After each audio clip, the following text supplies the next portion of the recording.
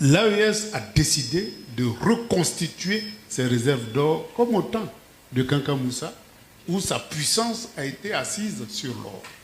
Quand ils auront atteint cette possibilité, eh bien, ils pourront faire le deuxième pas, c'est-à-dire créer leur propre monnaie, pour que cette monnaie-là ait la capacité de financer leur économie sans risque, puisqu'il y a l'or qui garantit un peu cette monnaie-là.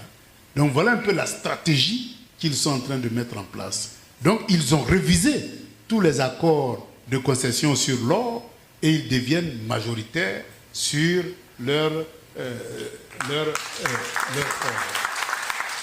Et donc dans ces conditions, ils marchent vraiment à pas sûrs vers leur développement, en ayant leur propre monnaie où ils peuvent décider dans quel secteur ils vont investir et à quel taux et décider de la convertibilité de leur monnaie. Et c'est comme ça qu'ils peuvent asseoir une économie industrialisée. Et ils ont même commencé à l'industrie de substitution et aussi l'industrie de transformation de leurs propres matières premières en produits finis. Donc, ils sont en marche vers la souveraineté économique. Et ils sont unis. Ils ont maintenant mis en commun leurs forces de défense et de sécurité. Et pour monter en puissance et se doter d'usines de production de moyens de défense, ils ont signé un accord stratégique avec la plus grande puissance nucléaire du monde, qui est la Russie, qui a démontré son efficacité en matière de défense et de sécurité, et qui, sans réserve, les assiste à développer leur industrie militaire, pour que demain, ils ne dépendent plus de personne. Donc l'aide qui permet de se passer de l'aide, c'est ce que nous voulons.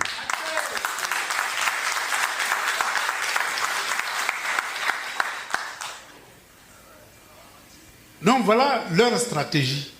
Et je crois que ce laboratoire-là va nous permettre progressivement de tirer toutes les leçons pour que l'Afrique de l'Ouest passe de la CEDEAO à une véritable confédération des États de l'Afrique de l'Ouest.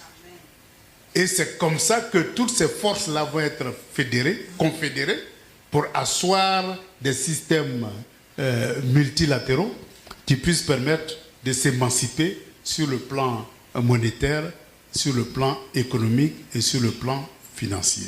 Et donc, comme la CEDEAO même a reconnu que nous devons passer de la CEDEAO des États à la CEDEAO des peuples, eh bien la voie est ouverte pour donner une nouvelle configuration à l'architecture de gouvernance de l'Afrique de l'Ouest.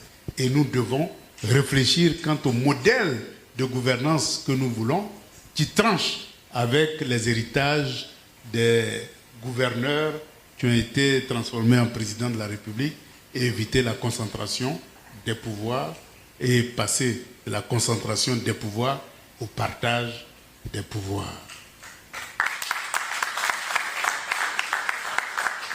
Et donc cette expérience-là doit nous nourrir. Il y a évidemment d'autres expériences qui peuvent nous servir. Quand on prend la Chine a développé l'alliance des pays d'Asie du Sud-Est avec le Vietnam, le Cambodge, enfin tous les pays voisins, et a créé les tigres d'Asie. Tout simplement parce qu'eux, ils ont décidé que le capital doit se déplacer vers ces pays-là pour les industrialiser. Et donc, en ayant une telle politique, eh bien, ils investissent dans ces pays-là pour élever leur capacité de développement industriel. C'est une autre vision.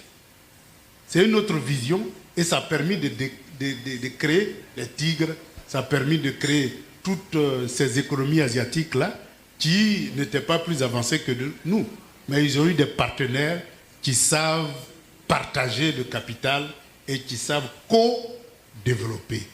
Et donc, avec ce co-développement, eh bien, ce n'est pas la Chine seule qui se développe, c'est la Corée, c'est le Vietnam, c'est tous ces pays qui entourent là, qui se développent en même temps que la Chine se développe. Donc, c'est ces modèles de coopération-là qu'on doit instaurer entre les pays africains pour qu'on puisse se développer ensemble, pour qu'il y ait liberté de circulation du capital, liberté de circulation des biens et liberté de circulation des personnes.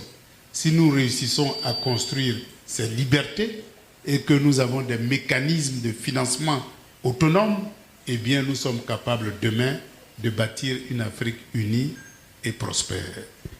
Et donc, voilà un peu ce que je peux dire du franc CFA et des accords coloniaux qui nous maintiennent encore dans le sous-développement. Eh bien, j'ose espérer que tous ceux qui sont là, eh bien, vont donner un peu de leur temps, de leur intelligence et de leur énergie au continent africain pour qu'on puisse accéder à la souveraineté et au panafricanisme. C'est les deux conditions d'émancipation du peuple africain. Pour moi, l'AES constitue un vrai laboratoire. Voilà 3 pays qui veulent se débarrasser des différents accords de coopération et qui ont décidé d'unir leurs forces militaires pour faire face à toutes les menaces djihadistes et les manœuvres impérialistes. Parce que la plus grosse menace, souvent on voit le djihadiste, mais la plus grosse menace, ce n'est pas le djihadisme.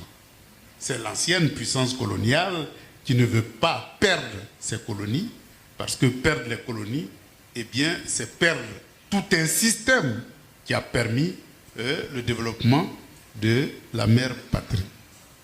Et donc, même les djihadistes en Afrique de l'Ouest, ça a été lorsque la souveraineté de la Libye a été frappée de plein fouet.